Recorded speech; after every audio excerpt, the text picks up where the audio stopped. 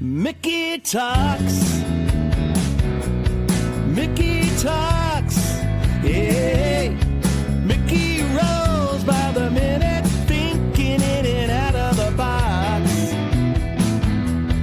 Mickey talks. Mickey talks. Mickey talks. Oh yeah. So let's get into it. Don't you wanna do it? Listen every day 'cause he got something to say.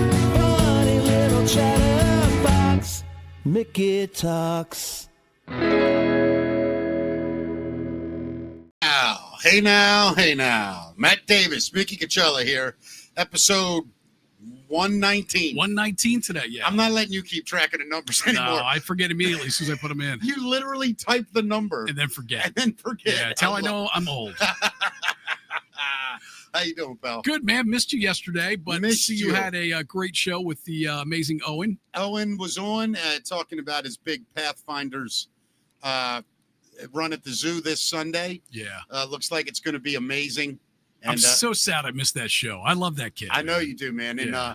he'll be back on. Yeah. He's a big hit, man. We will make an excuse to get him back on. I'm hoping, For sure. I don't know for sure, but I'm hoping at least for some point, I don't know yet, he can come to Saturday, to the trifecta. Oh, yeah, that would be But great. Here's the problem. He has bowling, and he loves bowling. I mean, loves it. Yeah. So he's not going to miss that. He's not going to miss bowling. Well, it's a long day, so maybe Yeah. he'll come after bowling. Yeah, I don't know. Maybe somebody can bring him over. I know his mom has to work. But yeah, hopefully, 'cause a lot of people reach out about him and love him to death. Absolutely. Anyway, so how you doing, man? Now, Good. you were off yesterday because your daughter had a big volleyball game at her school. Yeah. And it was her 14th I was birthday. getting ready to say. Yeah. Now, for most kids, a great birthday present when you're on a high school team would be winning. But it sounds like your daughter took it to the next level. Let me tell you something. She loves volleyball. Yeah. And she's good. She's Yeah. really good at it. So it was her birthday. Yeah. And they not only won the game, but she got the winning point within an 11-point run that she had. She was just serving and Wait, just pounding it over the net She 11 had the times 11 in a row She got 11 points in a row. and then scored the winning point with That- the 11th one. That tiny little beautiful angel. Dude, she's a powerhouse, man. That's incredible, Yeah. Matt Davis. Yeah. So congrats to her volleyball team. And And you don't say happy her birthday. name on the show, right? We'll Okay. omit it for now. We'll have her on the show Yeah. one day, though. Well, I'll tell you We what. might see her Saturday. You know that? If I you're would going to be love out at the trifecta, they'll be out there. Speaking of which, if you would like a pair of tickets to go to the Trifecta Food Truck Festival and Music Festival thing, Trifecta Food Truck and Music Festival. Yeah. I'm gonna You'll kill. get it one day, man. I'm gonna kill Paul Manna. He could not have picked a more difficult name to try to pronounce in promotion. Anyway, if you would like a pair of tickets, Matt, what's the studio phone number? Can you put that Oh, on the boy. screen? Yeah, but- I can do that. yeah, yes. put that on the screen. And what we're gonna do is the first. How many pairs do we have, Matt? Is our studio phone working right now? Yeah. Yeah. I mean, it's not turned on to the system, but you can text it. All right. This says text, call or text now, but what do you want them to do? Text? Just text "Hi, Mickey and Matt," and you will receive the first 5 people. No trivia question or what? Yeah, let's do it different. What do you want to do? First 5 people that answer this question correctly. Think of a question, Matt. All right, here it is. Let's see who's paying attention. If you know what the password has been at Natalie's Oh, there you go. the last 2 weeks to win tickets, the first people to text the password from Natalie's The password is blah, blah, blah, blah, blah. Yeah. Text it right now to that number on your screen, 443-626-7111. And I'll tell you something else, buddy. If somebody gets this right, they may win Fan of the Millennium. Yeah, I mean, We only said it about 3 times. It means they're paying attention and Yes, it have watched does. a lot of our shows. Yeah. But really excited about this show Saturday. Me too. Yeah. Yeah. And just a reminder, we will not be at Natalie's on Saturday. We will be setting up for the Food Truck Festival. Yeah, we'll do 2 shows from Trifecta. Yeah. Right? We're going to do Friday night, a short one, just letting people know, hey, We're here. We're setting up. This is where you find us. We might talk if there's some musicians hanging around, loading in, whatever. We'll talk to some people. But the real fun begins Saturday. And I believe gates open is it 11? Gates at 11 a.m. Yeah, we're going to be at the, it's not the Chesapeake stage. It's the Chesa something stage. Got it. I have to look and see what look it is. for the on flyer. Chesa stage. Yeah. We'll be there. And you come by, say hi. We're going to have stuff. We're going to talk to people, want to meet people, thank people, hug them. We're right next to the stage where Almost Queen is going to be performing that day. Are we really? Yeah. Really? Yeah. And then we've got concert tickets and festival tickets to give away as well. So hope to see you for that. I can't explain my joy. Right now. I'm excited too, man. It's going to be great. I'm excited about today's guest as well. We're going to get to that in 1 second. Yeah. One other thing I want to bring up, just a little house business. The Hammer Jokes opening October 3rd and 4th. If you go on my personal Facebook page, you will absolutely find a commercial and links where you can buy tickets to see me, Pete Eibner, Mike Turpin, October 3rd and 4th at the new Hammer Jokes Comedy Club right on Harford Road inside the Bowman Restaurant.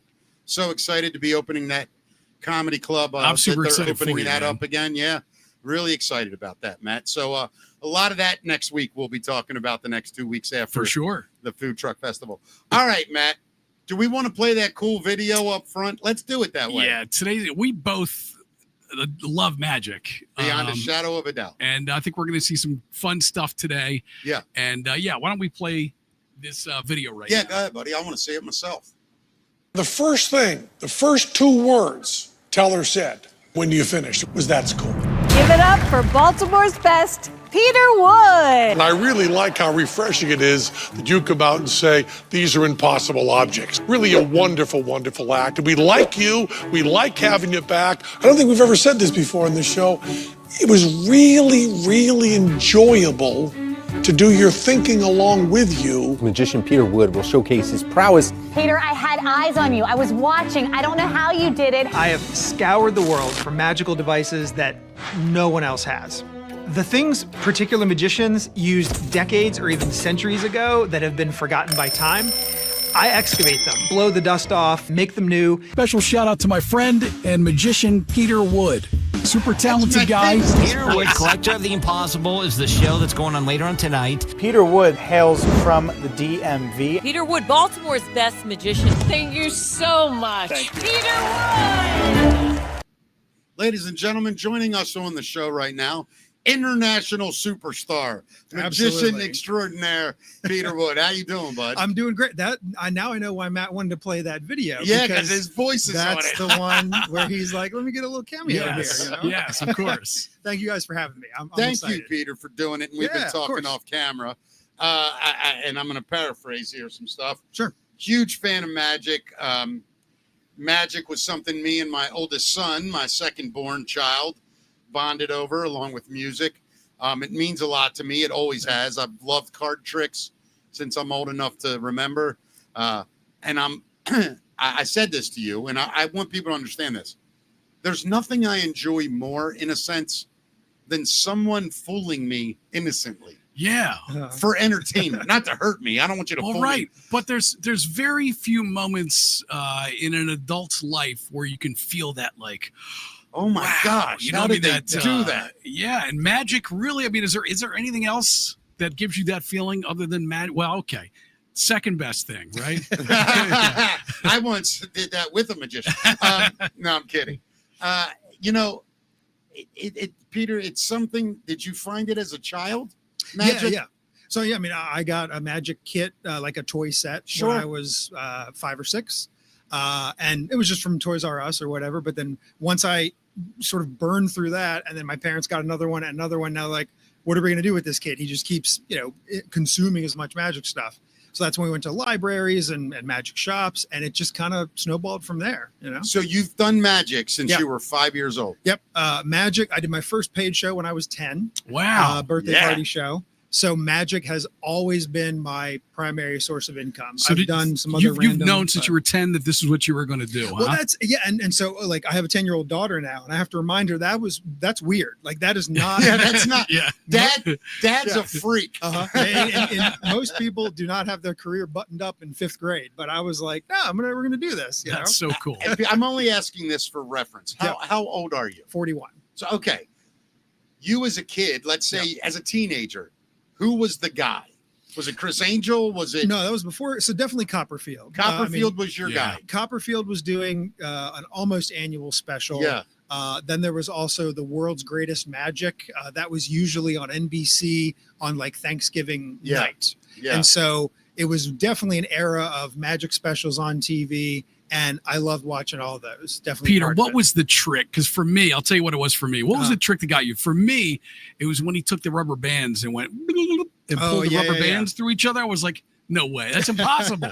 Was there one for you? No, I'm trying to think. Well, I mean, I did get a chance to see Copperfield live at Did the, you really? Yeah, Wow. at the Patriot Center Wow. in Virginia. And it was a little tough. I think it was him. I mean, our seats were based on where our seats were. Yeah. We should have just The stayed home show and was watched, at you know? the show was at the Patriot Center. Yeah, yeah. He was in Westminster. Yeah, But right. he's pretty sure it was Copperfield. Yeah.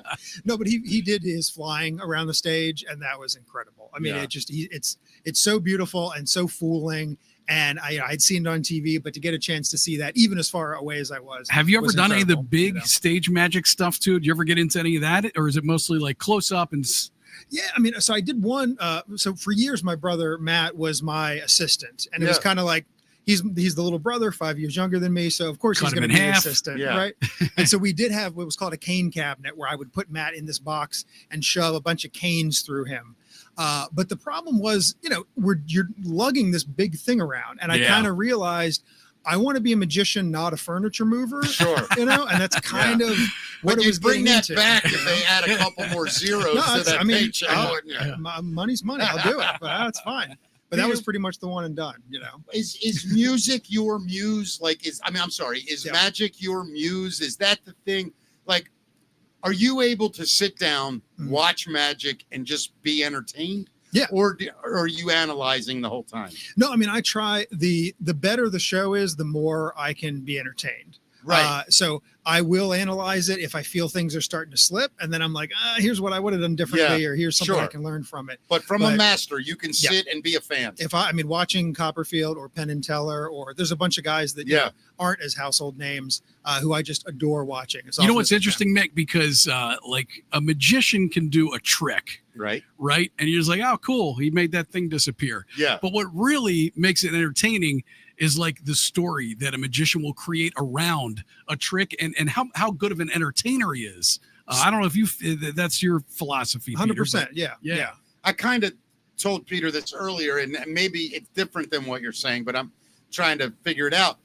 The thing I love so much about it is when you know you're being fooled, right? You know it going in. Mhm. You don't have superpowers. Like, Sure. we know that. Yeah. I think the superpower is me knowing it and not being able to figure out how you're doing it. Yeah. That's the superpower. That's the art. That's the genius. So when I see it, I can't do anything but stand in awe of it. Yeah. And for me, now I would tell you where I became infatuated with magic. I don't know the year, but a movie called Houdini came out with, if you remember, I don't remember his real name, Starsky from Starsky and Hutch played Houdini. Yeah. And it was the first time I'd ever, I was a little kid. I think this came out in the 70s. And I watched that movie and I thought, that's the coolest shit I've ever seen in my life. It was like a Houdini story. 100%. Okay. Yeah. I need to see it. Hey, the studio phone's ringing. Should we see Hey. if it's spam? Can we answer it on air? Yeah, it's going to be speaker. Hold on. You mean we're not hooked into the board with that? Hello? Hello? This is dangerous. Hello? Hello? No one's It's a watching. telemarketer, man. Yeah, it is. This is recorded, right? No one's watching live. Yeah, nobody cares. Perfect. All right. I wanted it to be a telemarketer. You know what I mean? I wanted, what are you selling, dude? Your name's not really Doug. Be quiet. Nobody wherever you are is called Doug. Anyway, dude, magic to me is just, it's one of my favorite things to be entertained by. Yeah. Music, magic, comedy, movies. And you're a good magic audience member too, because I'm all in. Tom, Peter, you got to come up against the guys who are like, all they want to do is figure out how it's done. Sure, And it's like some puzzle for them to figure out. I think you're in your own mind, you're ruining magic if you're sitting there trying to figure this out as a puzzle. Well, I have a theory on what you're saying. I've been to shows where guys have done that, and this is so lame. This is what I realize, that anyone that does that is jealous of the guy doing it, because what's happening is they're being insulted by the very fact that they're being entertained. Yeah. And they don't know how to enjoy the theater of the mind. It's just like relax It's and not enjoy even the that, show. Matt. I think it has more to do with insecurity. Maybe. Like, this guy can do something I can't, so let me tell everybody else it's not real. Here's the thing we all know. It's not real.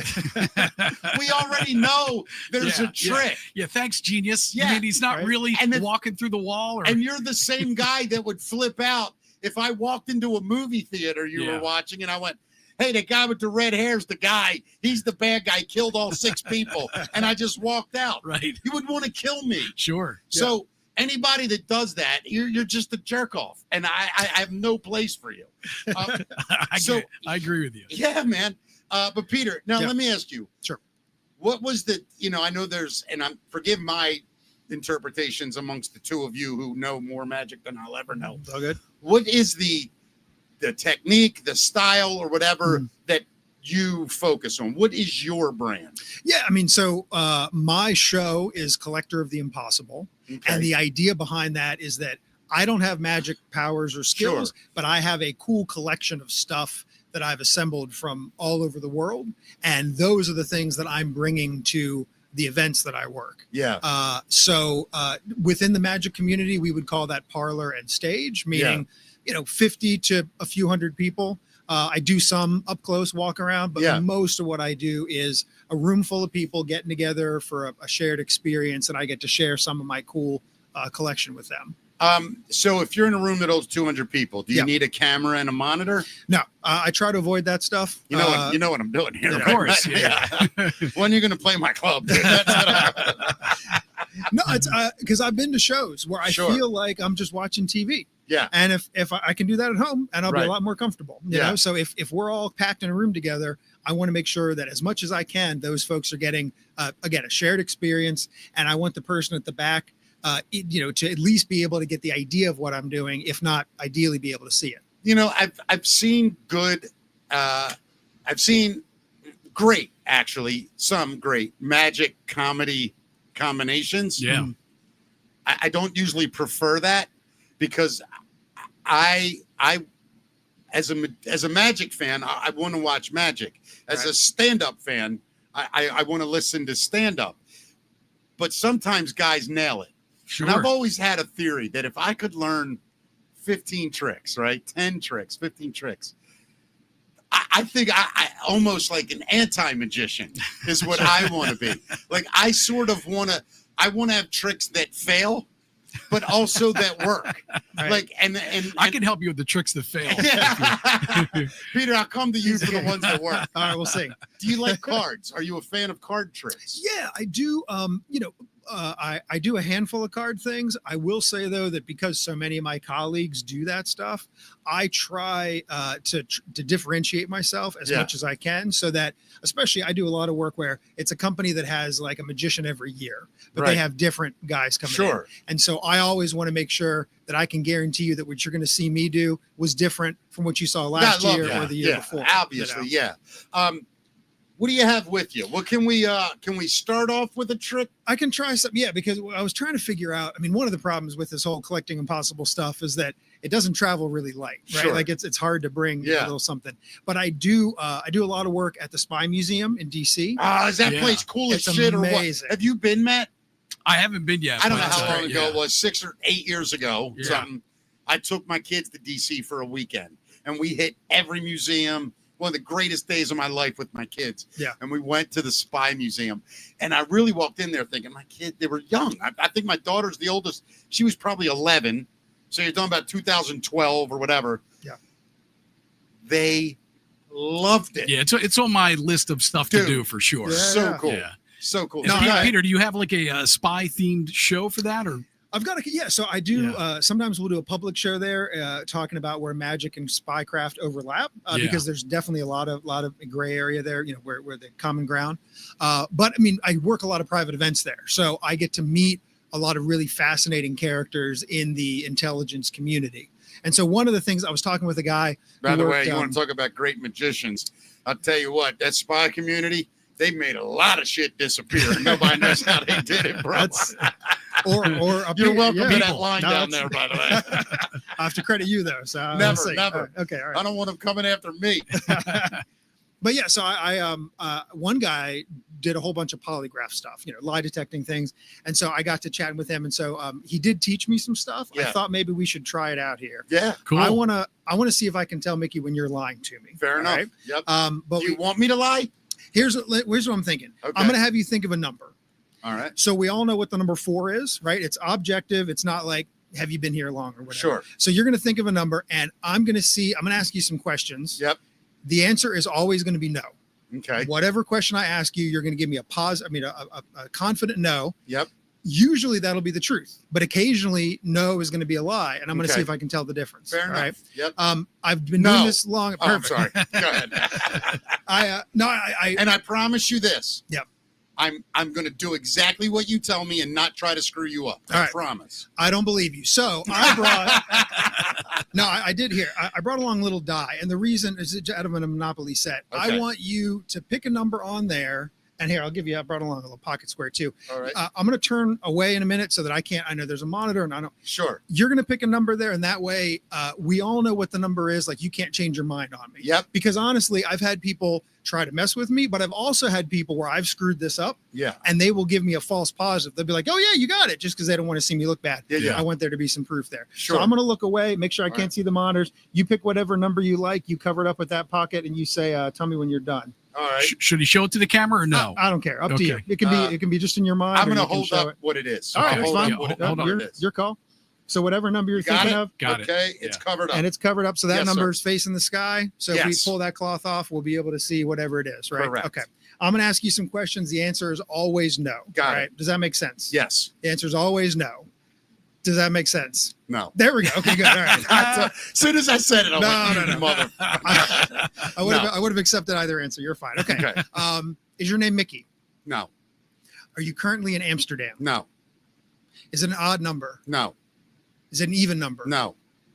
All right. Is it high? No. Is it low? No. Is it 1, No. 2, No. 3, No. 4, No. 5, No. 6? No. Yeah, you're good at this. Shoot. All right, I'm going to close my eyes. Okay. Is it even? No. Is it odd? No. Oh, yeah. You were faster on that, so it's definitely odd. Is it 1? You son of a, you made me laugh. Start that's over. fine. Go All ahead. right, here we Go. go. Is it 1? No. 3? No. No, see, I don't know. Oh, is that a red herring? Okay. I Is it- just ruined the joke. No, I it's- mean the trick. I did. I ruined it. No, I'm you didn't. sorry. Calm down. Just I'm let him do scared his because thing. I don't. Let us do his Is thing. it 5? No. Yeah, okay. 1, No. 5, No. 3, No. 3, No. 3, No. 3. No. Pull that off and show us the 3. It's the 3. Yeah, there we go. I Nicely done. screwed the trick up, No, and you I'm didn't. sorry. But dude, you were so good at that.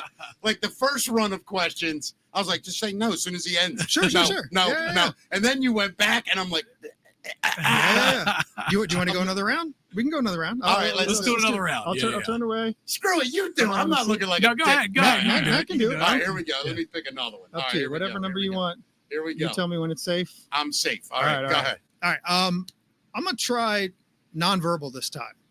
Do I have to look at you? No, I just Okay. want you to think no every time, and I'm gonna see if I can spot the guilt all over your face. Okay. All right. Mhm. So Don't say anything. don't nod. Give me no hints. All right. Is your name Matt? Okay, perfect. That's great. Are you currently in Baltimore? All right. Is it high? Is it low? Is it even? Is it odd? Is it 2, 5, 1, 3, 6, 4, 1, 2, 5, 6, 3, 7? It's a 6-sided die, but I have to double check. Okay, you can relax. You can relax. I did something stupid. I got a little cocky there, and you were completely stone faced. Here's what I'm struggling with. Most people, I got several indications from you that you picked 3, but most people statistically will not pick the same number 2 times in a row. So I need to try and figure out, are you doing that to mess with me, or did I just not see your signals? I'm thinking you're trying to go statistically less likely. I think you picked 3 again. Can you take that off and let's see what number we got right there? Is it 3 the second time? There's our 3. Oh, yeah. Amazing, dude. I'm gonna quit while I'm ahead. I'm not gonna lie to you. I thought the first part of that was cool. That part was even crazy. Yeah. No, you had me sweating there. I don't know. Statistically speaking, do most people pick the same number? No. They No, really that's- don't. because they'll feel like that's not participating, or that Right. that's not That I'm that's trying to throwing be a away your dick. vote. Right. Yeah, Yeah. no, just I mean, but you do get into some headspace of, do I know what you think I'm thinking, Right, you're thinking, right. or whatever, Yeah. But yeah, if you so I love that trick. I What don't- else you got? I don't do a lot of card stuff. Yeah, that's fair enough. Do you guys have a deck of cards in here? I brought a deck if you do don't I? have one. I might. I don't You know. might, you freak. I've got one if you don't, but you're not going let's to just trust use mine. yours. Let's Okay, use that's yours. I fine. trust you. All I right. trust you. Let's try this. First of all, it's important that I show the camera that make sure we can see here. All the cards Here, are hold it different. right there. Yeah, it's not a special magician deck where it's the same Nah. card over and over again. Yep. All the backs are the same. We are going to shuffle these cards in a really wild way. I brought along a trash bag here too. And I want you to shuffle these cards. Okay. And the way that's going to work is we're going to sort of treat this like a balloon here. All right.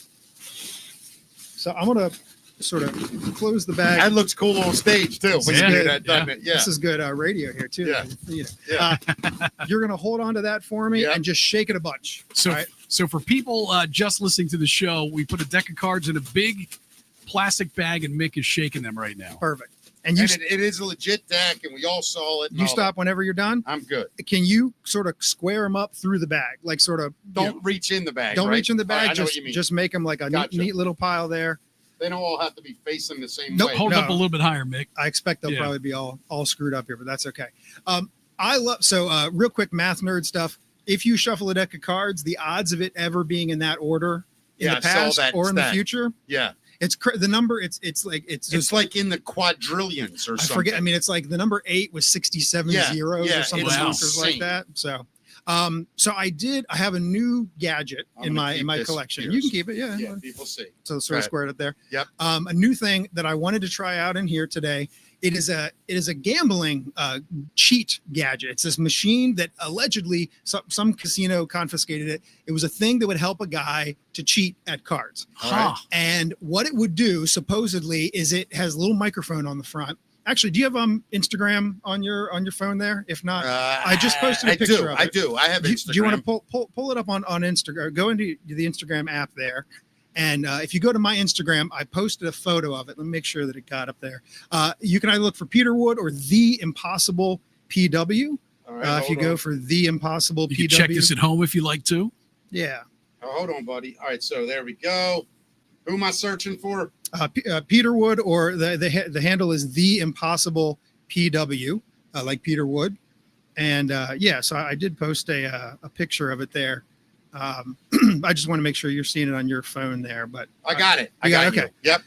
So you see it, there's a photo like that. You want to pull that Yes, photo sir. up there real quick? Yes, sir. Okay. Got it. So this is the crazy gadget. And on the front there's like some paper that comes out. Right behind that, there's a microphone. It's kind of like a ticker tape type thing. Got it.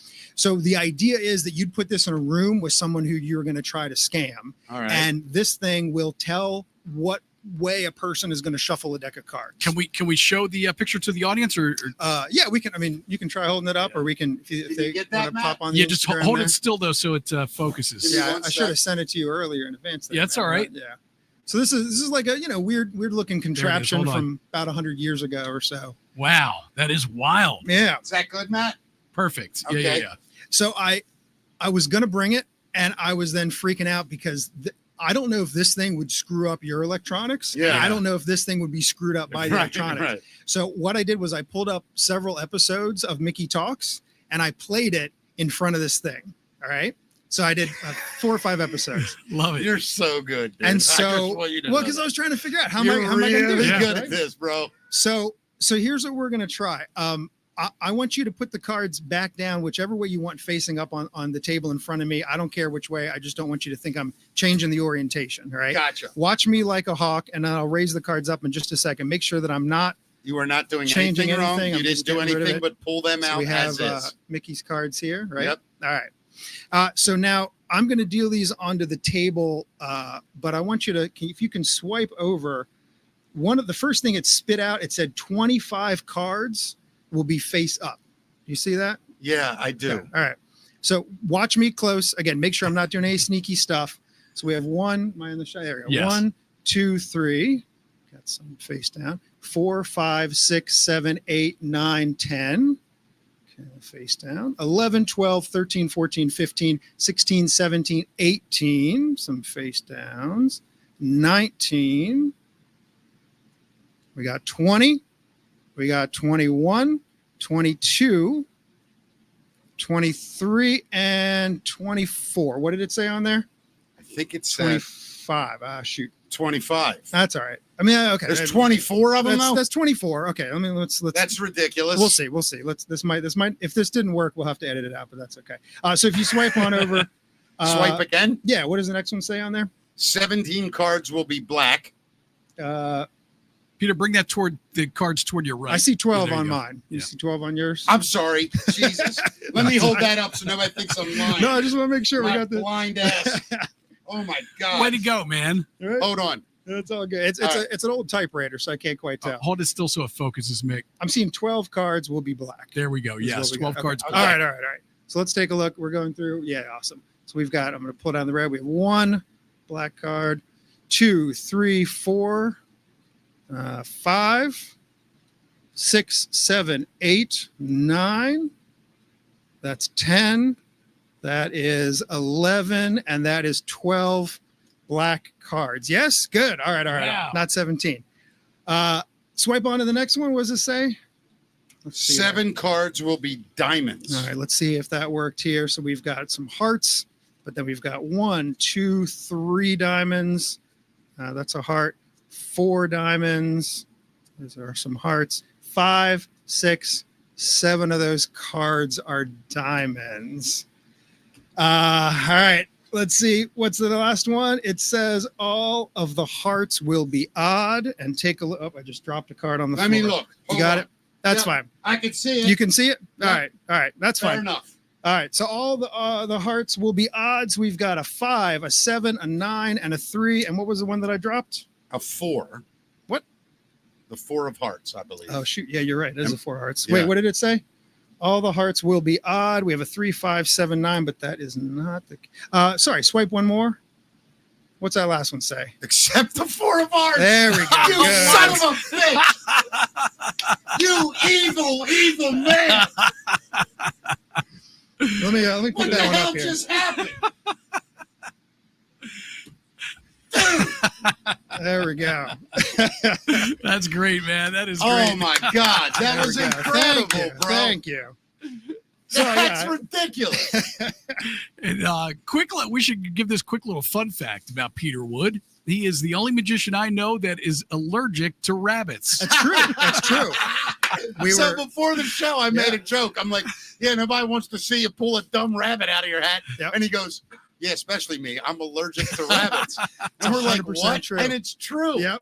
No, there's no other animal or food that I've had a problem with. But and I had several rabbits over the years. But I would hold them for a little bit, but then I had to sort of put them away. You know, I let people pet them or It whatever. would mess with your throat. Because and stuff. I would start to feel Wow. it. So rabbit dander is your kryptonite, I get- my yeah. friend. I mean, that's a curse for a magician, but you right.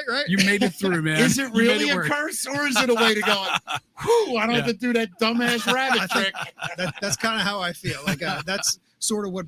Let me do some different. Let me do Collector of the Impossible rather than just sort of the cliche stuff you expect. Now, speaking of Collector of Yeah. the Impossible, Mhm. by the way, that name is genius. I love that name. Thank you.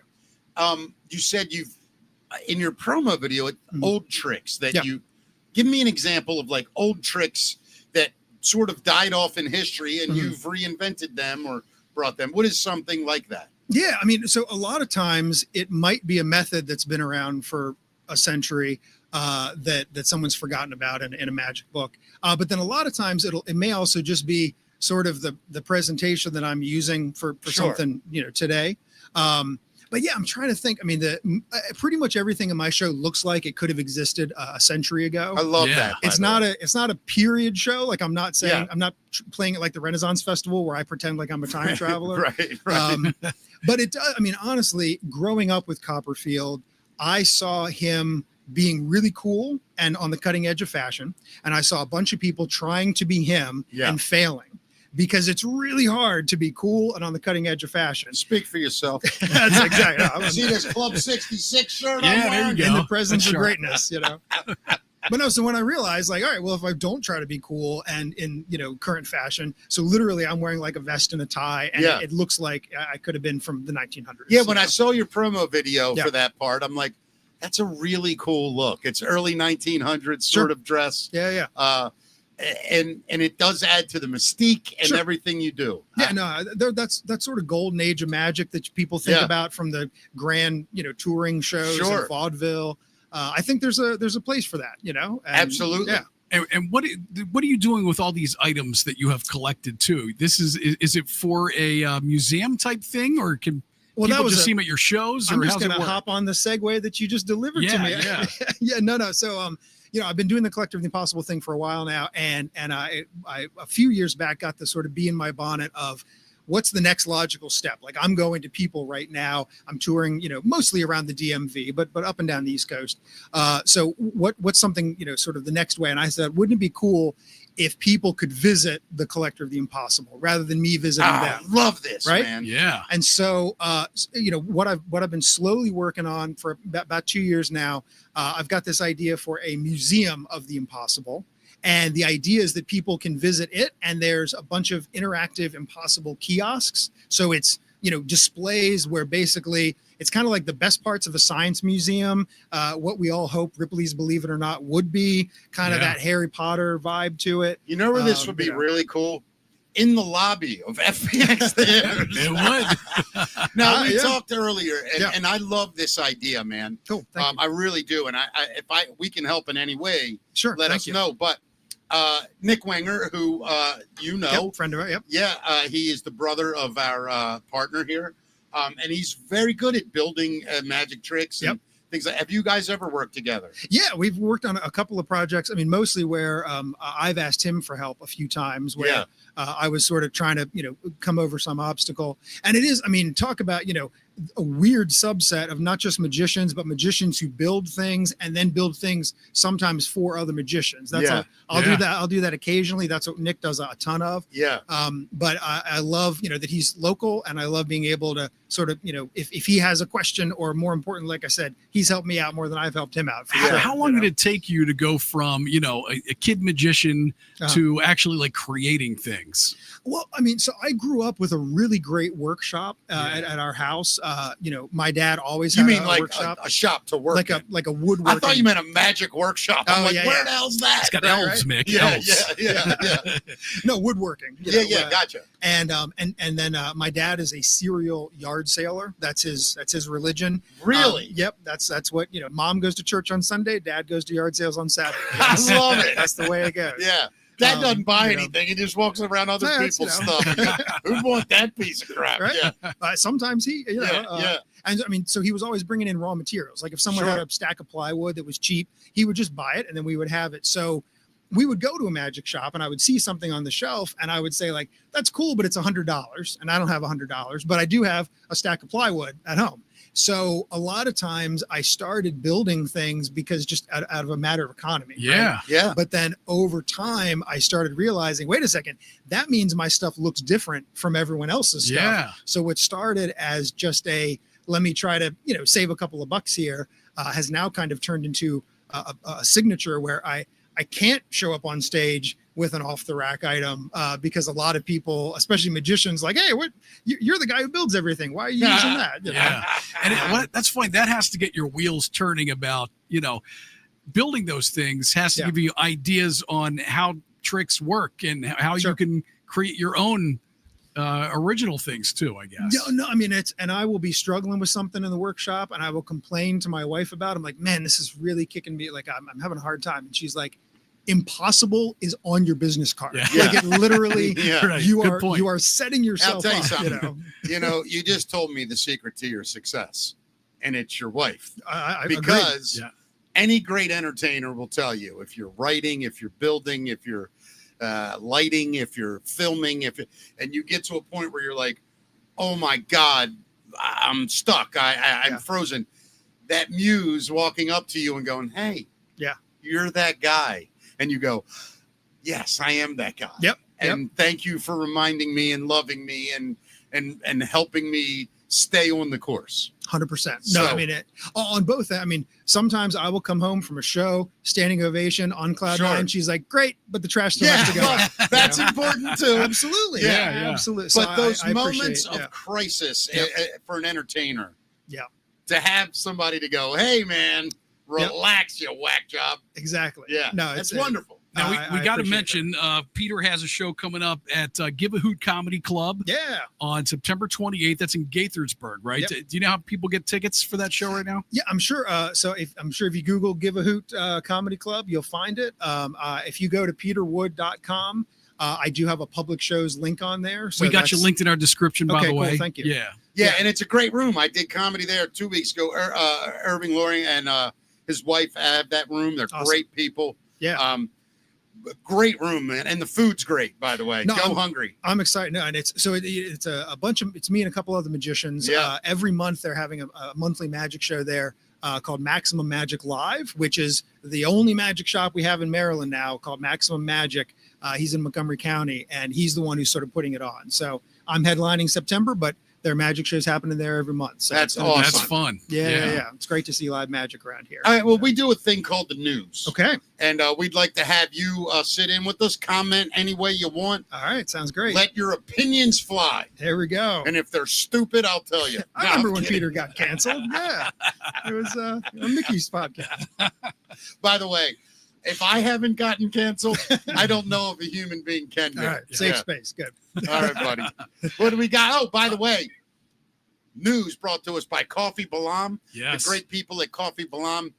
Go to coffeebalam.com. This coffee, by the way, is I don't even know the right word. People say, what do you call it? What It's special. They call it specialty coffee. It's different than that. It's like Yeah. the best coffee. It is. Like, it made, They don't call it gourmet coffee, but to me, it's so delicious. Matt is over 50 years old, and Matt didn't drink coffee. Matt tried Coffee Balam on the show. Mhm. Now he drinks coffee every day. That's not a Yeah, joke. and, That's and amazing. Am I It lying? wasn't a ploy to advertise this company either. I told him flat out that I wasn't. I didn't. Right. Wasn't a drinker. I'll tell you how authentic Matt is. I told him that if he'd wear a Rolex watch, Rolex would give us $2 million. Okay. And he said, F Rolex. That's how authentic Matt is. Principle. So Coffee Balam, thank you. Make sure you mention Mickey Talks for a promo code there. And Matt, I owe you $5. Remind me. You told me that the last show, and I forgot to remind Coffee you. Balam handed me Oh, okay. $10 Yeah. and said, that's your cut.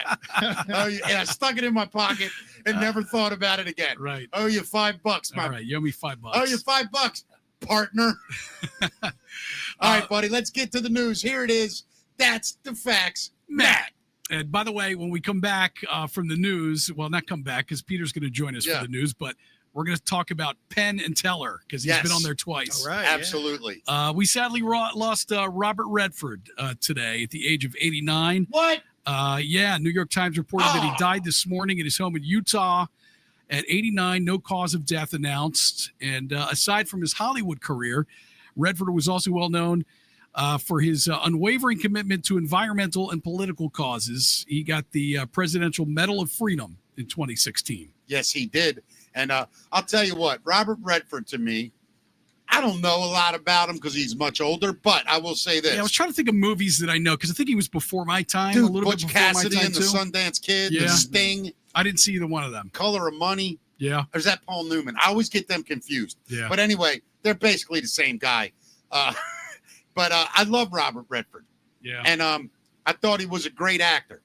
I really did. I thought he was like trying to think of some other stuff that he was in that I would know. Wait, what else was he in? Come on, dude. Well, he's been directing for a I know while he's been recently. directing, right. So Yeah. I think I've seen more of his movies that he's directed recently. Yeah. Than, You know, if only there was What a has he device. directed that I would know? I'm going to look up all his stuff. You ready? Yeah. I'm going to go to his IMDb. This is going to be about 14 pages long. Yeah. By the way, born in 1936. Yeah. Wow. Think about that for real. Nuts. All right, here we go. Let's see. Great movies. Well, here's director. There's 1,000 of them. My God. I don't even. Just give me one that I would know. I'm looking. It's a lot of weird things. Let's see. The Confluence. He was an executive producer. This list is terrible because it lists them out of order. But I mean, dude, The Conspirator, he was a producer. The guy is an absolute legend. And I'm sorry, man. I'm trying to find all this for you, pal. That's all right. Tell us in your comments what your favorite Robert Redford movies were. He acted in 82 movies, Matt. 82? Wow. 82. Yeah. I don't even know how that's possible. Oh, dude, The Horse Whisperer. The Horse Whisperer. That was Did I a see that? massive movie. I think I saw that. There's so many. I'm trying to go back to his early stuff.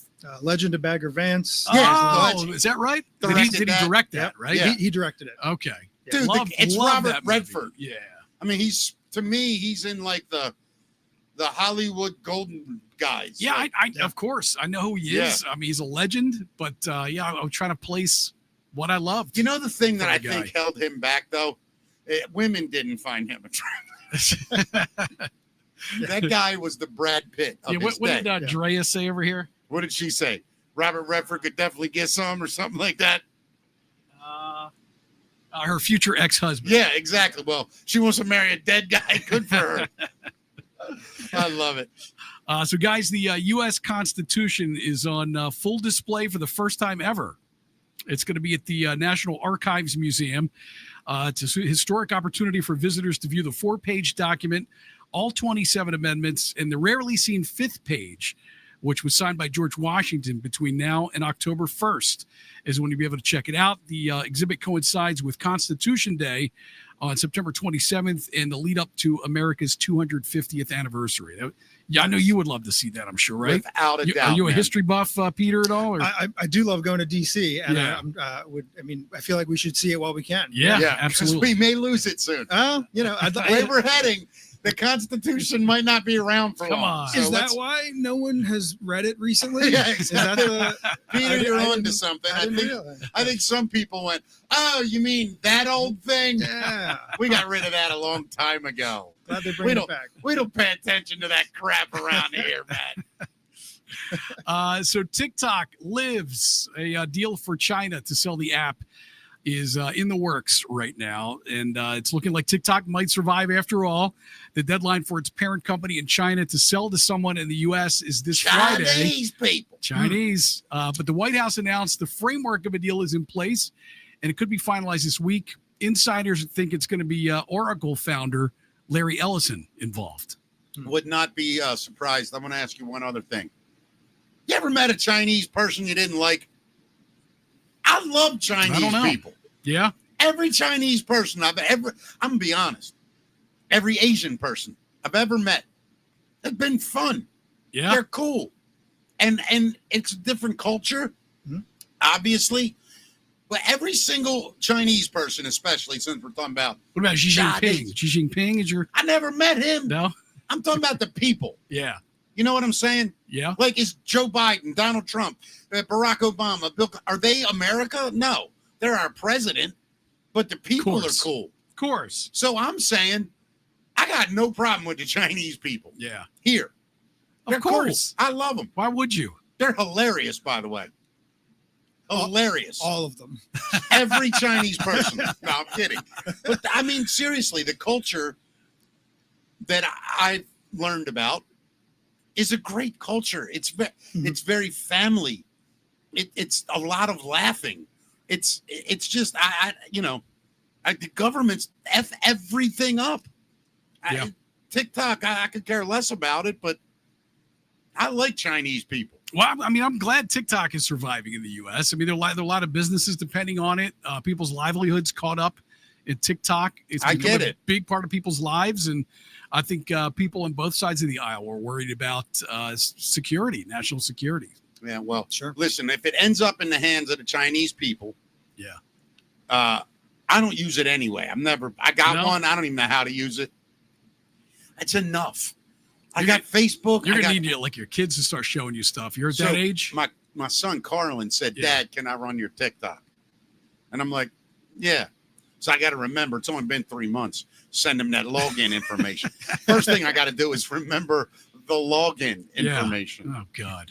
If he can blow us up on there, great. I How don't long know have we been anything. talking about doing a show TikTok? How old's this show? 6 months? Yeah. Yeah, 5 Something months. like that. Yeah, We got to make that happen. yeah. Chinese are great people. Did you know that? How about the Irish people, Mick? You kidding? You're talking about half of me. Did you know that Conor McGregor was running for president of Ireland? I did. Did you see his speech, by the way? No. Dude. Who's that guy? Yeah. Who the is that guy? Listen, I happen to be a fan of Conor McGregor. Forget the ring, just him. He's a jackass, but that dude is authentic, man. Well, he's actually ended his campaign for president Yeah. in Ireland. I don't know if you heard. In a statement posted to his social media Sunday night, McGregor said he was withdrawing his candidacy after careful reflection and talks with his family. He said the decision was not easy, but said it was the right move for now. But I don't think he's ruling out a political journey. He says Hey, let me there may ask be you a future question. run. I'm being dead serious right now. Do you think the Charlie Kirk thing freaked him out? Do you think maybe it freaked his family out? Because he's a controversial guy. He's taken a strong stance in Ireland against immigration, against the border problem.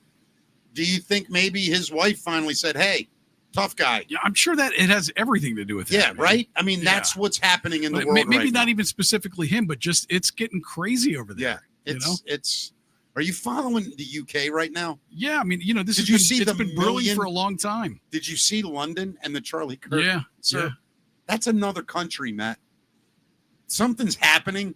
We're not going to get into it because What's a big immigration battle over there too? yes, and it's really getting. The world is getting to a place where we have to figure out what it means to live together everywhere. Absolutely. There used to be a lot of strength in living by yourselves.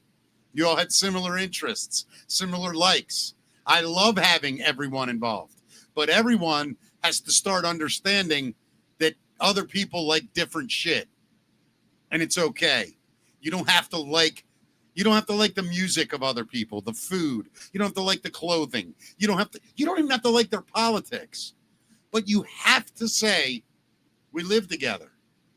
Yeah, you got to We see live- the humanity in other That's people and be okay with disagreeing with people's opinions. Yeah, I don't want nobody else dead, man. Yeah. I mean, obviously people are going to die every day. I don't want people dying over this shit. No, look, I mean, I think not just in the U.S., but all over the world, especially probably because of things like social media. There's so much propaganda and craziness going on that it's just dangerous to not only be in politics, but to talk about it. But see, now I got to say this, Matt, because you said that, and it's not your fault. When you say it's dangerous to talk about politics, that's where the evil wins, because they don't want us talking. What happens is when we don't talk to each other and we just talk to like-minded people, we I don't agree with understand. You can't live in an echo chamber. And you can't live in silence. Yeah. I'm not saying go on the street. I'm not. Do not go out on the streets and start screaming at the top of your lungs. It doesn't do shit. But we have to start being able to go, all right, that guy thinks different. And I don't agree with him at all. I'm just going to ignore him. If he invades my space, well, then there's laws and there's things to handle that, including self-defense and things. But this idea that we're going to scream each other down, that we're going to shame each other into beliefs. Yeah, we need rational conversation to come back. We need to be comfortable criticizing ideas, but not people. Bingo. Yeah. You know, Great people can do bad things because we all do. Every one of us on this planet has lied, has somehow, maybe even by mistake, took something without paying for it. Not everyone, but a lot of people have done things they're not proud of. They've cheated. They've done drugs. They've done alcohol abuse. They've sexual abuse. It's all horrible stuff. We all live with it. But there is no right answer other than be nice to each other.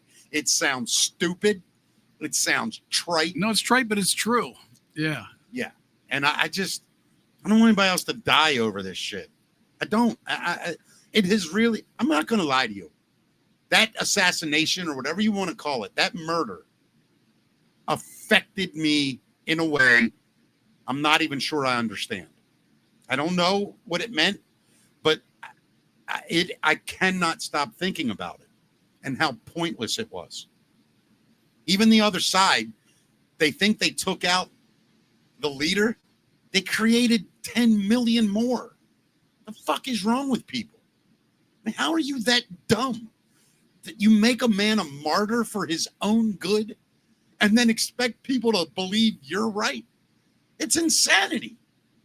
What else we got, Matt? Anyway, you guys want to talk about eye drops that could be replacing your reading glasses? Please. Yeah. Yeah. Wait a minute. Did a Democrat or Republican invent? I'm kidding. Go ahead. Yeah, there's a study that found that eye drops could be able to replace reading glasses. And I'm really happy about this because I can't read anything anymore without these things. What was I wearing when you walked in the studio today? Yeah. I'm reading my phone 4 inches in front of my face. What the hell's on this thing? Crazy. Yeah, so you wouldn't be constantly lubricating your eyes or even dropping the solution right before reading. They're saying it could be as simple as using them twice a day. And you can read? Yeah. Hell so yes. You wouldn't have to carry on reading glasses anymore, and it would be a lot less invasive than surgery, but still unclear when they might become widely available. You in? This is my John Hughes 80s movie slow clap. Yes. I mean, Peter, you wear glasses or contacts or anything? Yep. Yeah. And I'd be on board with that 100%. Wouldn't you if you just went in the morning, bang, at 6 at night, That'd be bang, great. you Yeah. can read everything? Right. Jesus. Yeah. Wouldn't that be great? It's amazing. So there's a woman in California who is fighting the DMV and trying to keep her personalized license plate that says, "I am ISIS." What? Yeah. The complicating factor is her name is Isis. Isis Wharton applied for the plate in 2022, and the DMV approved it, but now they're walking it back. And they're after 3 years, they're saying she can't have it anymore. She says her parents named her after Isis, the Egyptian goddess of motherhood. I mean, that's not the the sad Islamic part. State of Iraq and Syria. Yeah. Doesn't that suck? Like, it's a very, very Egyptian cultural thing. Yeah. Now, it's like, when's the last time you met an Adolf Hitler? Right. That name doesn't even exist. Yeah, there's a few things in history that will come along and permanently erase a name. you know? Yeah. Nobody will ever be named a couple things. Yeah, that's like very Hitler. true. Yeah, like Hitler. Yeah. Nobody's that. Pol Pot. I haven't met a Pol Pot in a while. All right, so there's an EMT. I don't even know if we have. I don't think we have video of this actually, but there's an EMT who's going viral after telling people not to throw burnt food directly in the trash. Have you ever done that? Don't throw. Yeah. Wait. Don't like smoldering. Yeah. No. You burn a hamburger, or I don't know what you burn. I do cook. Yeah. I like to cook, and it's rare, but I do F up sometimes and burn something. Yeah. I was taught a long time ago, right in the cold water, cool everything down. Oh, you're smart. I never do that. Are you serious? Yeah, I'm so happy I've gotten this message here. Oh, me telling you wouldn't have been enough? Well, no, I'm just saying that I found out today from this EMT. Yeah. She says, let it cool down first or it can start a fire. Yeah. Even 10 to 20 minutes after you toss it in there. So, yeah, that's what she says. Basically, you got to stick it under water first and let it cool down, because once it burns, it's full of heat, which could start a fire in your trash can. Yeah, and dude. She's responded to houses all over the place that have burned down because of this. I'm good with that kind of stuff. Yeah. You know what I mean? Did you ever start a kitchen fire? No, but the grill almost blew up a couple weeks ago. But it was only for about 2 minutes. I had walked away for literally 90 seconds. Yeah. When I came back, it was cooking steaks, and a lot the fat started dripping heavy, and it got down, and when I opened that grill up, boy, it was woo. Yeah. And I'm like, all right, got everything off real quick. Let the grill cool down. Right back. Peter, any kitchen mishaps? No, nothing that exciting. That's which good. is probably for the best, right? Yeah, Sure, 100%. Are you a good cook? I'm good at assembly. Yeah. I'm not good. I can put stuff together. Yeah. But no, my brother's a great cook. And so I just subcontract, he doesn't do a lot of magic tricks, and I don't. You don't do any cooking. Look, he can build whatever he wants. Right. Literally build whatever he wants, but cooking. And this dork can't fry an egg. Yeah. You can make a horse disappear, and you can't make a grilled cheese. Sure. Yeah. No, I gotta pick a lane here. Oh, I love it. I'm a bigger idiot than that. Believe me, I'm a moron. So you guys want to see a drunk woman who walked up to a Popeyes drive-through and demanded a Baconator? What kind of question is that? Which is only sold at Wendy's, of course. Yeah, right? of course. Yeah. Let me see. Let's see this genius. Let's go. She gets arrested. Excuse me, lady. Let me open my door, please. I'm sorry. I'm trying to get out the way, but I want my order. I'm sorry for being in your way, but I just want the order that I came here with a whole Is there mess. anything more It's just a attractive whole mess. than an A Baconator? A Baconator. What? Who you came? How Florida woman, by the way. you got Of here? course it is. Oh, poor Florida. You know how we have Gonna be fluoride honest in our with you? water, right? Yeah. They have crystal meth in Florida, Right. I think. Right. I mean, these people are ridiculous. Yeah, how you got I here? walked. You walked I from where? walked here. I've been waiting for fucking 15 fucking minutes for a goddamn Baconator. You want to give me a fist bump for waiting 15 minutes? Where you from? You not from Goddamn. around here. I'm from Wait about California. 3 months. Look at you. The last thing you need is a Baconator. I don't play with this shit. You from California? Exactly. What you wanna play doing with down me? here? No, you want to play with me? You play with what I'm fucking waiting for. Yeah, they got you And fucked you up. fucking playing with me? That's at least two Girl, fucking. to a grown man. You playing with me? What are you going to do besides eat him? They don't. So they don't want to give you your food. Hey man! They better give you your fucking food. You're gonna see her get arrested in it. Yeah, let it play. Sorry, I'm At this trying to get point, out I the wanna way, see but I the want my whole of it. order. Fucking Hey food. man! Yeah, that's right. They gotta give you your food. Is that a cop in the car? No, he's not. Okay. But he's coming though. The cop's Yeah. coming. All right, go ahead. Exactly. I just want my burger. Yes. That's the cop coming, by the way. Yeah, You know? yeah. I love I'm it. sorry. I'm That's sorry. the I'm beginning. so sorry. All right, Okay. let's go. Let's go. Okay. There she goes. Yeah. Is my food ready? Moron. Ordering a Baconator Walking up. at Popeyes. Walking up. I bet guarantee that was 2:00 in the morning, fresh out of a bar, and whatever guy she came with at about 1:00 went, F this. See ya. What is wrong with people? And she walked up to a drive-through. Have you ever in your life walked up to a drive-through? Yes. You have. But I'll be honest you with you. have. I'll be honest with you. Yeah. It made sense. Here's why. The car that was like, you know how you pull up to the window? Yeah. Like the car's at the window, and then you're the next car. As that one pulled away and this one started to go, it broke down. So the car couldn't move, and So you had to get out of the car and walk around? I was the third car. I was the first one that got out, walked up to the window, and went, "Can I pick up my order?" And the lady went, "Thank you." I was like, "No problem." I grabbed my bag, and then everybody started getting out of their cars and walking up. And I will say this: the car that broke down felt so bad, and I'm sure they were like, "Oh my God, I'm so Yeah. sorry." But I mean, so you didn't help her push her car out of the way. here's what happened. No, seriously, like something in her wheels wouldn't turn, even Yeah. in neutral. Right. Like the emergency brake wasn't on. And don't get me wrong, I wasn't the guy fixing it. There were other dudes eventually that tried. Yeah. But You couldn't even push it, huh? No, it's something locked up. Like her whole transmission just locked. A cheeseburger caught in the carburetor. I guarantee you that other girl right there we saw never got a cheeseburger caught in anything. She woofs through them things, don't she, boy? Where's my effing Baconator? You trying to F with me? You trying to F with me? You know who I am? I'm the St. Pauli girl. No, you're not. You're not even really a girl. Another great video that's been making rounds here. It's a woman who shared a video of schoolgirls on a school bus gawking at her boyfriend who runs past the bus's route every day. Two girls even got him to sign a drawing they made titled Shirtless Dude. I'm ready. This man has become a local celebrity just because of his morning jog.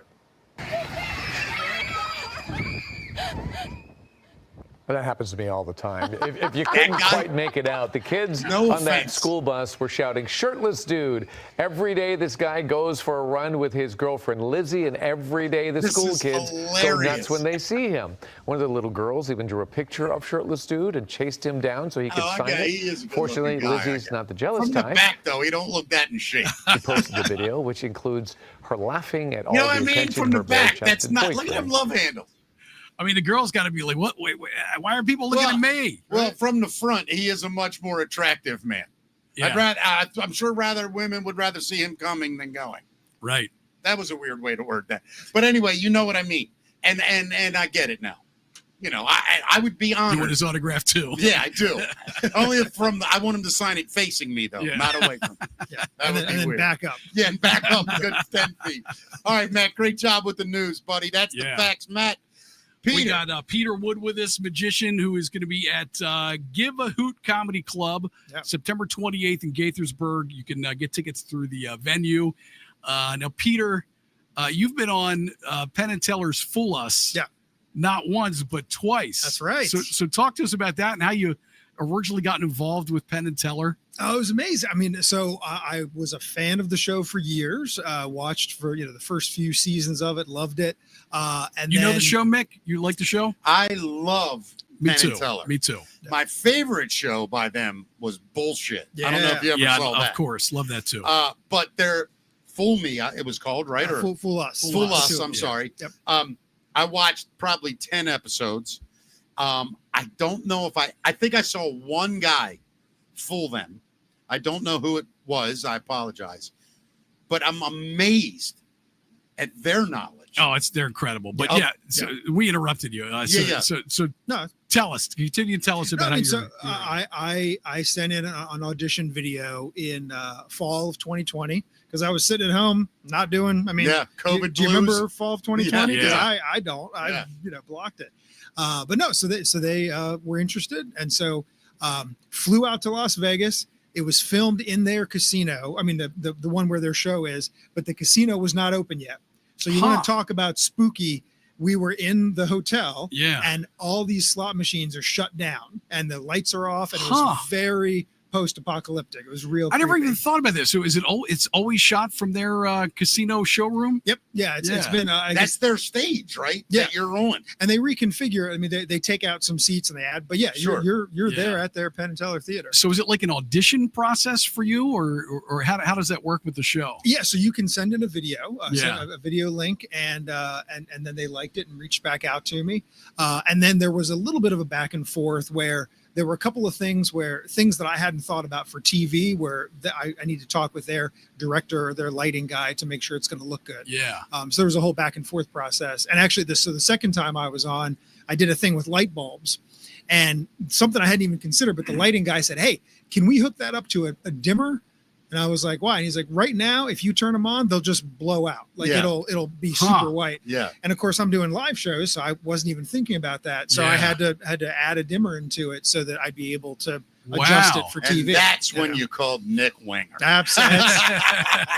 No, it's Nick helped me a little bit with that actually. So as a magician, though, performing in front of Penn and Teller, not just on national TV, but in front of Penn and Teller, it's got to be nerve-wracking. Oh yeah, and especially so when I filmed it, there's no live audience because it's COVID. So you're in a 1,500 seat theater that is empty except for 9 cameras and 3 celebrities, Penn and Teller and Allison Hannigan. Right. And so I'm usually pretty good with nerves, but man, I definitely had dry mouth because it's just all eyes are looking at, and they're not laughing and clapping because they're focused on what you're doing. Right. They're trying to figure you out. Absolutely. That's their job, right? Yeah. But they could not have been nicer. Really, really happy. Let me ask you, during the performance, Yeah. did it dawn on you, oh my God, I'm on national television in front of Penn and Teller? Did you have that moment? I tried really hard not to think about that. It's funny you say that because I find those moments, and maybe I'm just crazy, to be motivating. Yeah, Like, yeah, okay. I've performed in front of like great comedians. I like it. I think, all right, I'm going to do my best here, sure, and see what they think. Do I don't know. And so I was curious, like for you, you choose in your way to just ignore it and do what you do. More, I was lucky to go back a second time. Yeah. That's only about 10% of the performers get Sure. to go back for a second bite of the apple, and I did enjoy it more the second time. Sure. Because now the nerves are down. There was more. You knew the Vegas was ropes. reopened. Right. Yeah. So I was lucky to have that. Both opportunities were So amazing. What was your experience with them, with Penn and Teller, and with Allison Hannigan? Did you get to hang with them at all and talk? Yeah, I mean, a little bit, definitely. Yeah. So one of the things that happens during the show is that Penn and Teller will deliberate after you do your trick, and you have to talk with the host of the show at the time, Allison Hannigan. And so you're talking with her for as long as the boys are deliberating. So we had a whole on stage being filmed. Yep. Oh, yep. Gotcha. Okay. And how, I'm sure it's edited, but how long is that? As long as mine were both more than 5 minutes. That's not what made it on TV. And you do a pre-interview where somebody talks with you about questions she might be able to ask. Second time I went on, she just went completely off script and started asking me just whatever popped into her head. Wow. So it was really like, all right, I got to be present here. Yeah. Can I ask a dork question, like a magic nerd question? Of course. Would it be considered cheating, or whatever the right word would be, say if you had a partner that did things off stage for you, hit switches, or is that cheating in magic? No. I mean, so there's the show. The Fool Us show has its own rules, and then a regular magic show has obviously more whatever Your rules you want. Yeah, exactly. Yeah. David Blaine famously changed a lot of those rules where he realized that editing could work to his advantage. Not computer graphics, not fake stuff. But if I walk up to a guy and say, think of a card, it's the 9 of clubs. And I do that enough times, I'm going to get a guy who's freaking out. And guess what? That's the take I'm going to use. Oh, I see. Yeah, I see. Now, I don't mean to discredit. David Blaine does some phenomenal stuff in person. Sure. But he, Copperfield and folks, Doug Henning, and, they were definitely putting a stage show onto television. Yeah. And Blaine was the first one who realized, hey, we're going to be editing this anyway. So I can take more risks, more chances. Yeah. And then we only put the good stuff on Are you there. a fan?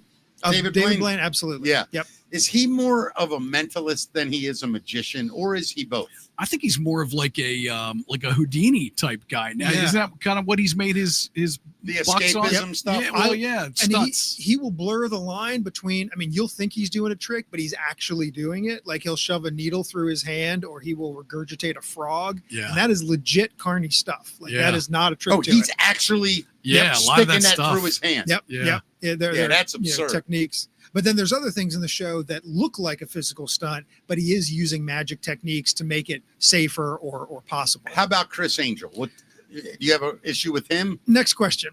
Fair enough. But let me ask you this, though. And let me ask you. Yeah. Take away the TV show. Sure. Is he a solid magician? I think so. He's just not a solid guy. He Fair has enough. insulted enough people, great people in magic who had no business being treated like garbage. Chris has a reputation for consistently doing that. Yeah. And I think that's more than just sour grapes at this point. No, you're right. And So- I get that. And I don't know him. Same, me neither. But I do find the guy entertaining. I think, and he definitely, again, took that David Blaine idea and ran with it of, well, now we can have people on the TV show who are in on it. Yeah. So maybe not the person watching, but there can be people who are spectators who are totally seeing how the trick is working, but they're freaking out. Well, I'm I'm going to bust him on one thing. All And right. it's only because I know. A good friend of mine, Todd Leatherberry, was an identical twin. Him and his brother Taylor had a duo, the Comedy Twins. You're going to spoil this trick for him. Yes. Oh, man. But only because Todd's told it 1,000 times. Okay. On radio. Yeah. Gotcha. You don't want me to? I don't care. No, go ahead. Go Okay. ahead. So there was a trick where he had somebody in a house, and he had Todd. And Todd was the lady stood in the hallway. And Todd walked, and this was the lady's house. There were no other doors to get in other rooms. So Todd walked right in front of her into the other room, and the camera's on the hallway, and then stuck his head out down the hall from another door. Right. And they're identical twins. Yeah. So you go, what the hell? And the lady freaks, and then it's cut. But that's what it was. Yeah, that's brilliant, man. It was that simple. I though. mean, yeah, you use whatever you can, man. Yeah, You know, and I remember amazing. watching it the first time and going, I didn't know. Yeah. Now I did think, I wonder if that's Taylor, right? I did think it, but thought, no way, that would be too easy. God damn, that was it. That's brilliant. Yeah. My dad's a twin. I might have to get a little axe going now. Yeah, bring your dad. What's your uncle's name? Jerry. Jerry. Yeah. Hell yeah. Yeah. Matt, I want to see you on stage. Please welcome Dad and Jerry. Nice. You want to do some music? Yeah, let's do some music Heck news. yeah, brought to us by, Come on, man. You can do it. let me say this slow, the Trifecta Food Truck and Music Festival this There you go. Saturday at the Timonium Fairgrounds. Tickets still on sale. Amazing acts, concert all day, ending with right next to us, by the way, Almost Queen, the greatest Queen tribute I've ever seen in my life. Huge Queen fan anyway. Hope to see everyone there. Going to be a blast. Get your tickets in advance. You're going to spend a lot less money, too. You're damn right you are. Yeah. Yep. By the way, I'm making you a new Matt's Music Minute intro. You are? Yeah, but yeah, you'll see it. Okay. Yep. All right, I'm excited. So Neil Young's getting sued over the Chrome Hearts name. He's currently touring as Neil Young and the Chrome Hearts. They're being sued by fashion brand Chrome Hearts. The company is seeking an injunction that would immediately force Young to stop using the name. Although it might be a little too late because he's got 2 more dates left on his tour. That's insane. Like, so what's Yeah. the middle part of that again? I heard the Yeah. beginning. Yeah, so Neil Young and the Chrome Hearts sued by fashion brand Chrome Hearts. Got it. And, he's only got 2 shows left on the tour, though. I mean. Yeah. Well done, boys. But by the way, this isn't the first time he's been sued for this. He's faced legal action over a band name. His 1988 album, This Note's For You, was released by Neil Young and the Blue Notes.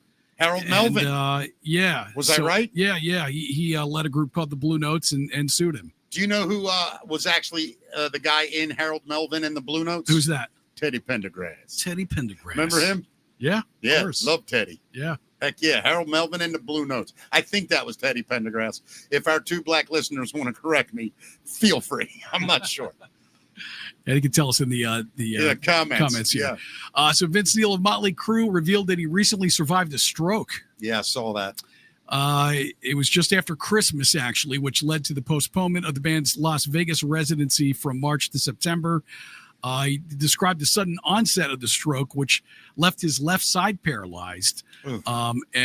Despite initial doubts, though, from the doctors, he worked hard to regain his strength, and he's now back to performing at 90 to 95% of his pre-stroke level, they're saying.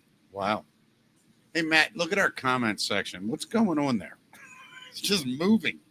Oh, all right. Yeah, it's a computer thing. Okay, gotcha. Yeah, we're good. I thought Peter all of a sudden took over our chat room. It started scrolling by itself. Yeah. Like, what the hell's going on with It that? just went viral. That's it. So did you hear about Benson Boone's cameraman? What's that? No. Benson Boone's cameraman was arrested last week in Clearwater, Florida, for allegedly urinating on nearly $700 worth of clothing inside a beachside surf style shop. 39-year-old guy named Tyler Capehart. He just wanders into the store. He goes upstairs, and he was caught on security cameras standing between clothing racks for several minutes. And when he walked away, the staff walked over and found the floor soaked in urine. Nice. Yeah, he reportedly told police he had been drinking and smoking marijuana and had no memory of the incident. They charged him with criminal mischief and disorderly intoxication, released on $650 bond, and unclear if he's still working on the tour with Benson Boone right now, though. Did he go get a Baconator? That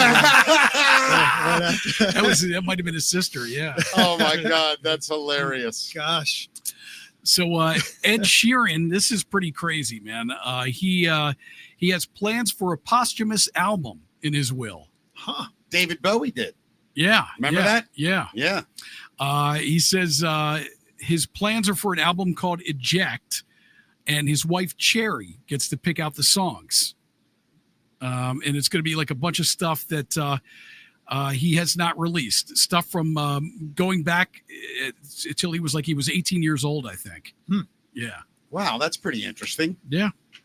Does someone else have the list if she goes before him? Yeah, what happens if they go together? That's a good idea. I mean, good question, rather. You got to go 4 or 5 people. Hopefully. In that one. Yeah, You for know? sure. Absolutely. Let me ask you, Matt, honestly, is there anything you would want people to know after you die, but don't want them to know before you do? Well, I'm not going to tell you. No, I'm just asking No, if there is. I'm kidding.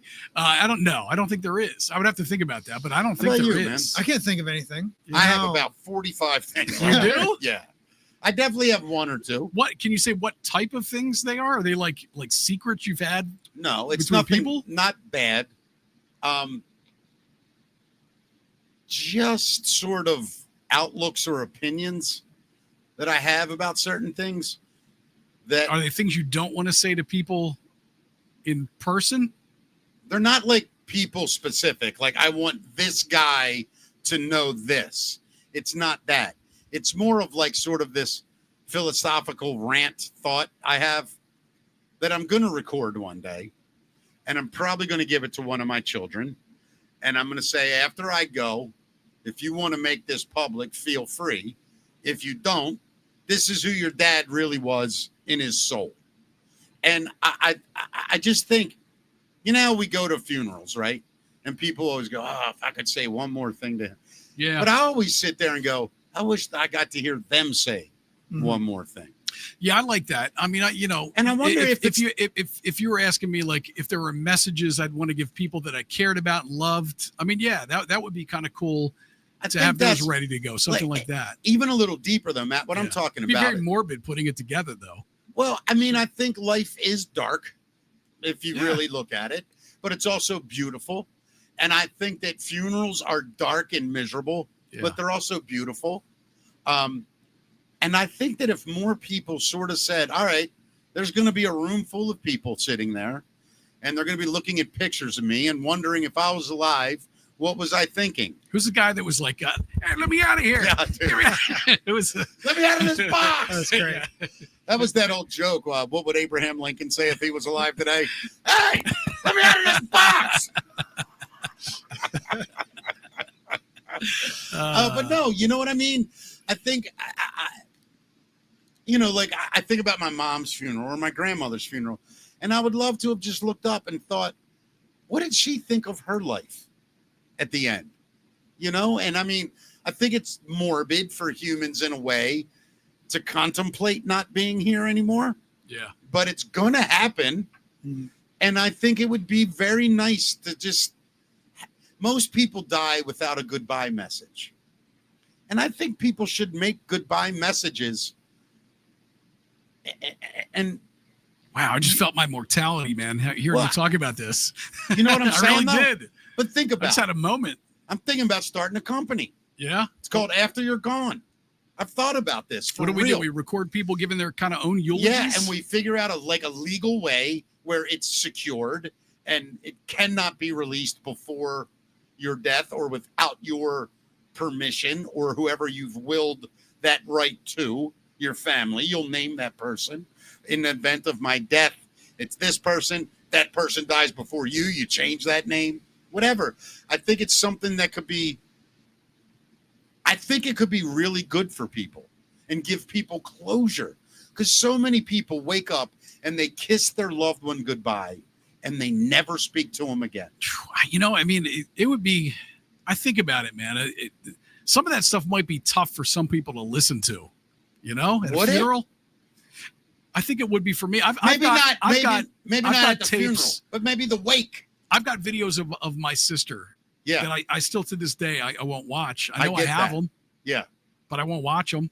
That's because it's painful. Maybe. Yeah. But what I'm saying to you, imagine if you had a thing that you knew your sister talked directly to you. Yeah. In the event she was no longer here. Yeah. Things she'd want you to know, to give you peace, to give you closure. I think people get so afraid of death that they they don't even think about how to deal with it. Man, that would be an emotional service, man. Whew. Well, I mean, you know, but I also think, listen, you know what else is emotional?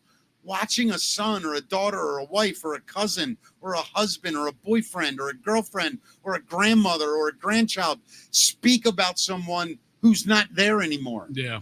And imagine if that person just went, excuse me. Let me out of his box. I know I'm not here, but I knew I wasn't going to be. Yeah. And here's what I want you all to know. However I died is how I died. But this is who I was in my soul. Know that I'm going wherever I'm going now, feeling like this.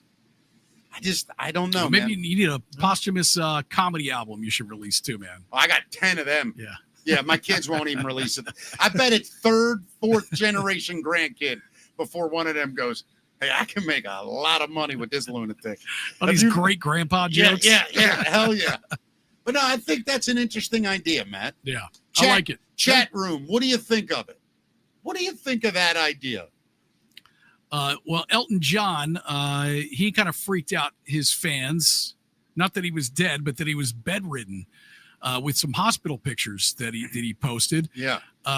It was on Instagram, and it showed him in a hospital bed with a neck brace and leg casts. However, it was later revealed that the photo was taken on set for his appearance in the Spinal Tap sequel that we just saw. You know the scene, right? Yeah. That was one of the funniest ideas. Yeah. Is the way that movie ends.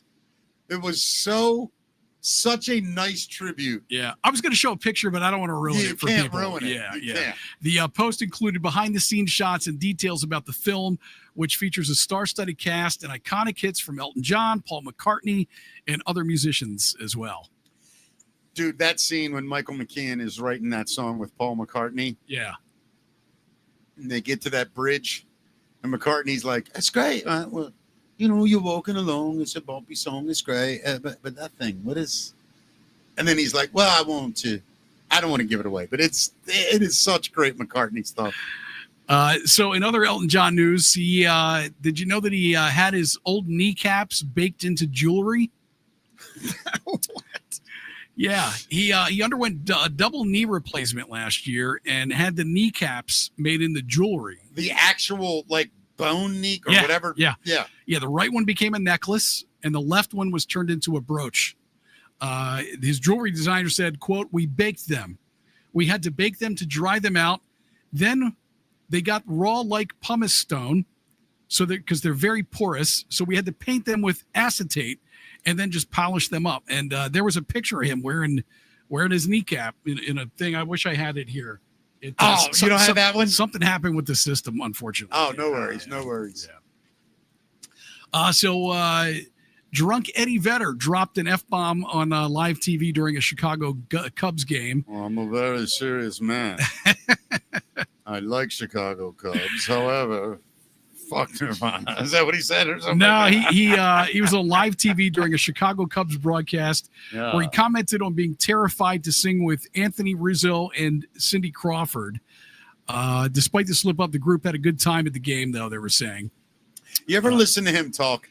Him, Johnny Depp, they all have this sort of weird, deep, very... Yeah, they're the baritones. Yeah, but they're very, in their cadence and everything, it's almost like, I'm so interesting. Somebody once asked me what I think of critics, and I told him, I think critics are people that have no opinions that matter. Wow, thank you. But this is the way, you know what I mean? Yeah. I can't say I hate it either. I can't say I hate it. It's kind of cool. It's a different diction. It is a cool thing. Yeah, but it's purposeful. You think? Yeah, I do. And I don't mind You think they developed that? Yeah, look at Johnny Depp when he's young in interviews and listen to him now. I mean, it's two different men. You think so? Dude. You think it's that different? But I think it's natural. I think he became a very deep thinker, a very philosophical man. Well, in addition to that, he's a method actor. Right. So, I mean, he absorbs the characters. Dude, who he really is the guy. Who's the guy? The lunatic. You mean the writer? From Vegas, Leaving Las Vegas, or not that movie. No, Fear and Loathing. Fear and Loathing in Las Vegas. What, Yeah, Hunter S. Thompson. You ever hear him talk? Yeah. I spent 6 months with the Hells Angels, and they're interesting people. Yeah, he is. He's a cross between him and what's his name from the Stones? Keith Richards. Yep. And he's absorbed all of that. Yeah. And I can't believe, like, as much as inspiration I've gotten from black comedians, I'm not kidding you. Like, I can't believe more of that hasn't come into me. You know what I mean? I can see where, like, especially a method actor, you know what I mean? Where you become that person. Look at Jim Carrey, dude. After that Andy Kaufman movie, say what you want. He went to a different place. I'm not even against him. I thought he was a lunatic for about 2 years till I realized he was just a little ahead of us. A lot of us are saying what he was saying 7-8 years ago. Yeah. If you really pay attention, he came out and he was like, something's going on in the world. There's an energy of bad. And if you keep, succumbing to this advertising and this cesspool of money and greed, and now we're looking and we're going, hey, maybe we should have paid more attention to the Truman Show, or something. Because that guy, I think things affect people, and it, especially artistic people, they take it in and they can't shake it. You can't shake it when something hits you. And I believe it's where great performances, great songs, great poetry, great comedy, it all comes from that place of like, I can't fake this. This is what I really think. This is how I really feel. Let's go. You agree or no? Yeah, or am I just sounding like a lunatic? No, absolutely, man. Yeah. That's how, I'm not, don't get me wrong. I'm not in their league. I do understand that feeling. Like I said earlier about what's going on. It has gotten into me, and I'm like, I can't shake it right now. Yeah.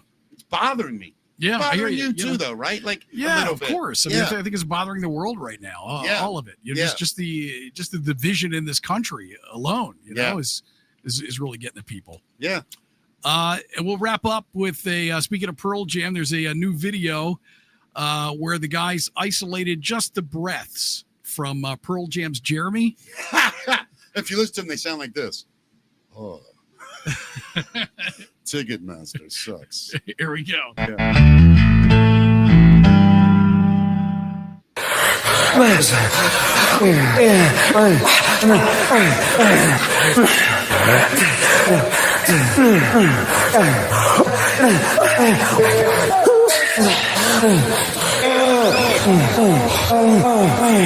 can't tell if that's a tennis match or an old Pornhub video. The hell was that? That was hilarious. That was though. all the breaths from Pearl Jam's Jeremy. How many songs have you heard of with David Lee Roth without the band? Just his vocals. Oh, it's great. All his noises and things. My Yeah, God. it's fantastic. And have you ever heard the one where he does like the little, he's talking to himself as the verse is coming up? Have you heard that? Can you remember it's Running with the Devil or Unchained? And he's like, and he's getting ready to sing and he goes, all right, full voice. And he goes into it. And it's so funny, man. Have you ever been in a music recording studio, Matt? Of course. I mean, where somebody's recording. Yeah, absolutely. Watch the singer. Yeah. It's hilarious because they're trying not to perform. Yeah. Because they're standing at a mic alone. But the best performances I've ever seen live in a recording studio, guys were like there was 30,000 people there. And I think that's the secret to those. Look, man, I just saw the old video of Mick Jagger singing recording, what's it called? Woo-hoo! Please allow me to introduce myself. Why am I blanking? I'm a man. He's going at Dude, it though. Have you ever broken that song down and really read the lyrics? Yeah. It's pretty brilliant, man. For sure. Yeah. I mean, that was a great song. I love that song. You like that? Are you a Stones fan? I became more of a Stones fan as I got older. Yeah, I loved wasn't them as growing a kid. up. Yeah, but I appreciate them now. Yeah, for sure. Thanks to my cousin Marie, I learned all that music young. Yeah, and I'm. Have you heard? By the way, have you seen the videos where they take a song, a band's live performance, and it's nothing, and they just voice over the it's words? Brilliant. I love those. Have you seen the Stones? Yeah, I've seen a bunch of them. He stole my purple jacket. Right.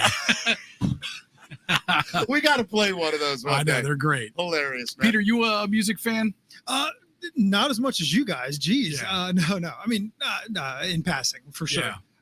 But I don't definitely not the depth and knowledge that y'all have. What are you putting on if you're going to listen to something usually? My problem is that anything lyrical starts sneaking into whatever I'm working on. Yeah. So I'm definitely more of a John Williams, Danny Elfman kind of. You like scores. Yeah. You like classical music. Because then if I put on, the Beatles, the Stones, you start singing and get I'm distracted. typing an email and the words start showing up. Right. So I definitely listen to, when I'm putting something on randomly just to, get stuff done, it's usually instrumental stuff. Yeah. Which isn't as much fun, but that's the truth. I hear you. That's cool though. Hey, yesterday on the program, I don't know if you saw it, Owen, who was in, he sang. Did you hear any of his songs? No, I missed it. I got to go back Dude, and watch. You got to watch the show. Yeah, I'm so bummed I missed yesterday's show with He'll Owen. be back on. Don't worry. Yeah, he will. Yeah.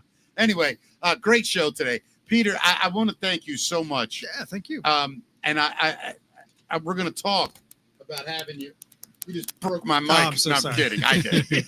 We're going to talk about having you do some shows, Yeah, and we'd love it. Matt, anything we need to let everybody know? Let's let people know once again. Give a Hoot Comedy Club on September 28th is where you can see Peter Wood. The club is in Gaithersburg. Your website, peterwood.com, is actually in our description. If people want to go there, they can book you for events, right? You travel? Absolutely. Yeah, I'm all over the place. It was definitely Baltimore and DC. The Museum of the Impossible is on there. If people want to be a part of that, you can link on that as well. Everything on peterwood.com and, social stuff from there as well. Instagram, Facebook, not TikTok. I'm not, but we'll get there. We'll see. Cool. Chinese. That's why the Chinese people. Peter, thank you, man. Thank you. This Matt, is great. Great show, buddy. Yeah. We are back tomorrow. The incomparable Dave Teef. Tomorrow. Dave Teef from Laughing Colors will be here. One of my favorite dudes. Deep guy, a deep thinker, a brilliant artist, and what a journey that guy's led. Him and I both have had many deep conversations. Yeah. Really look forward to him tomorrow. Same. Yeah, man. Going to be great. We'll see everybody tomorrow at 5. Don't forget, Friday, we will be doing a shorter show, sort of checking in and out from the fairgrounds in Timonium.